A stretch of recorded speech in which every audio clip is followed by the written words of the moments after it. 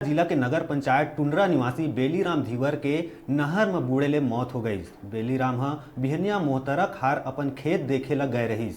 खेत देखे के बाद खेत में पानी कम होए के कारण नहर के अंदर जाम नाली ला बांस के लकड़ी ले साफ करत रहीस। वही बेरा अचानक बेलीराम के पैर नहर में फिसल गए और नहर के तेज बहाव के कारण ओह पानी में बह गए।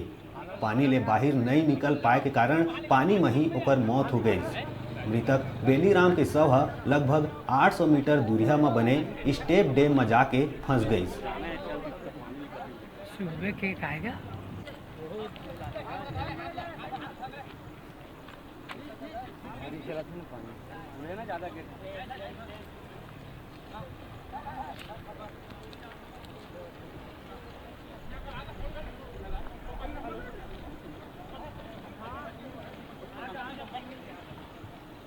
मिल गया।